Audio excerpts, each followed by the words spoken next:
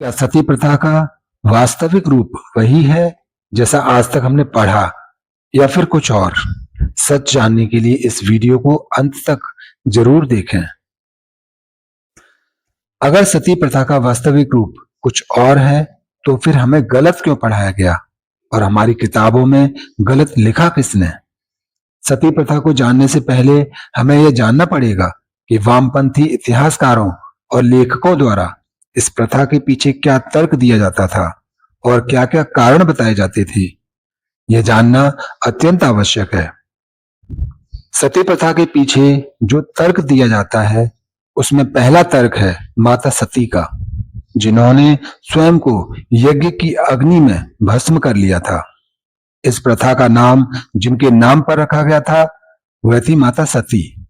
माता सती भगवान शिव की अर्धांगिनी थी और प्रजापति दक्ष की पुत्री थी। अपने पिता द्वारा भगवान शिव का अपमान किए जाने पर माता सती अत्यंत क्रोधित हो गई। क्रोधवश यज्ञ की अग्नि में स्वयं को भस्म कर लिया। परंतु यहाँ एक बात सोचने की है कि माता सती के पति अर्थात भगवान शिव तो जीवित हैं, हालांकि वे स्वयंभू हैं। उनका कोई अंत नहीं है, न ही उनका कोई आरंभ है। अब इस प्रकार तो इन वामपंथी इतिहासकारों द्वारा दिया गया तर्क तो तर्कहीन हो गया। दूसरा, माता सती के साथ किसी ने बल का प्रयोग नहीं किया उन्हें अग्नि में भस्म करने के लिए। उन्होंने अपने पति के अपमान को स्वयं का अपमान मानकर अपनी इच्छा से स्वयं को भस्म किया था। जिस प्रथा के नाम का आधार वामपंथी इतिहासकारों ने माता सती को बनाया था, वह आधार ही आधारहीन हो गया। जब इनका पहला तर्क काम में नहीं आया, तो इन्होंने दिया दूसरा तर्क। अंग्रेजी इतिहासकारों द्वारा जो दूसरा तर्क दिया जाता था, वह तर्क था जौहर का।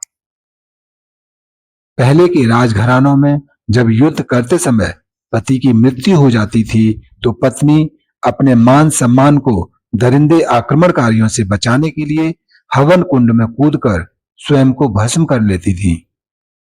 रानियों द्वारा किया जाने वाला जौहर राजघराने की स्त्रियों को देखकर समाज की अन्य स्त्रियों ने भी अपने पति की मृत्यु के बाद अपनी मान मर्यादा को आक्रमणकारियों से अपनी लाज बचाने के लिए स्वयं को अग्नि में भस्म करना आरंभ कर दिया, वह भी बिना किसी दबाव में, अपनी स्वयं की इच्छा अनुसार। लेकिन वामपंथी इतिहासकारों ने इस बात का बतंगड़ बनाकर गलत ढंग से प्रस्तुत कर भारतीयों के दिमाग में डाला कि भारत में स्त्री को बलपूर्वक आग में झोंका जाता है और उसको अपने पति की चिता के साथ जिंदा जला दिया जाता है। परंतु अब इन अंग्रेजी इतिहासकारों से हमें पूछना चाहिए कि जब स्त्रियों की इतनी ही चिंता थी, तो अंग्रेजों द्वारा आक्रमण किया ही क्यों जाता था? युद्ध में उनके पतियों को मारा ही क्यों जाता था? अब इस तथ्य के भी आधारहीन हो जाने के कारण अंग्रेजी इतिहासकारों द्वारा जो अन्य तर्क दिया जाता था, वह देखते हैं क्या था। एक अन्य तर्क जो अंग्रेज इतिहासकारों द्वारा दिया जाता है, वह है महाराज पांडु और उनकी पत्नी माद्री का। जब महाराज पांडु की मृत्यु हुई, तो उनकी पत्नी माद्री ने उनकी मृत्यु का कारण स्वयं को समझा, जिसके पश्चाताप में उन्होंने अपने पति की चिता के साथ स्वयं को भस्म कर लिया। महाराज पांडु को किंदम ऋषि का शाप था कि यदि वह कामांध होकर किसी भी स्त्री का स्पर्श करेगा, तो उसकी मृत्यु हो जाएगी। महाभारत के आदि पर्व के संभव पर्व के अंतर्गत अध्याय 124 में पांडु की मृत्यु और माद्री की चितारोहण की कथा का वर्णन है। महाराज पांडु अपनी प्रिय पत्नी माद्री के साथ वन में घूम रहे थे। पलाश, तिलक, आम, चंपा, पारिभद्रक तथा और भी बहुत से वृक्ष फूलों की समृद्धि से भरे हुए थे, जो उस वन की शोभा बढ़ा रहे थे। नाना प्रकार के जलाशयों तथा कमलों से सुशोभित उस वन की मनोहर छटा देखकर राजा पांडु के मन में काम का संचार हो गया। जैसे ही उन्होंने कामांध होकर अपनी पत्नी माद्री को स्पर्श किया, वैसे ही उनकी मृत्यु हो गई। उनकी पत्नी माद्री उनसे अत्यंत प्रेम करती थी। वह विलाप करने लगी। जब कुंती को पता चला तो वह भी रोने लगी।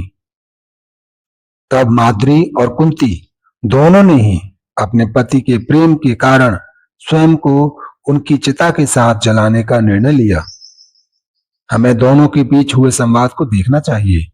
उस समय अन्य ऋषि मुनि भी वहां आ गए और दोनों को समझाने लगे। कुंती ने माद्री को बहुत समझाया, किंतु माद्री ने हट पकड़ लिया कि उनके कारण ही महाराज की मृत्यु हुई है, इसलिए वह अब जीवित नहीं रहना चाहती हैं। उन्होंने कहा कि मैं सभी पांचों पुत्रों को शायद समान भाव से न देख सकूं, किंतु आप ममता की मूरत हैं। आप मेरे बच्चों को भी मेरे समान स्नेह दे सकती हैं, इसलिए आप बड़ी बहन के नाते मुझे अपने पति के साथ जाने की आज्ञा दीजिए। कुंती विवश हो गई। ऋषि मुनियों के समझाने के बाद महारानी कुंती तो समझ गई, लेकिन माद्री नहीं समझी और उन्होंने प्रेमवश महाराज पांडु की चिता के साथ स्वयं को भस्म कर लिया। परंतु यहां भी देखा जाए तो ऐसा कहीं पर भी नहीं लिखा, अपितु यहां तो नारियों का सम्मान करना ही सिखाया गया है। यत्र नार्यस्तु पूजन्ते रमन्ते तत्र देवता। सनातन धर्म सदैव नारियों का सम्मान करना सिखाता है। कोई भी शुभ कार्य बिना स्त्रियों के संपूर्ण नहीं होता, और यही बात उन अंग्रेजों को हजम नहीं हुई।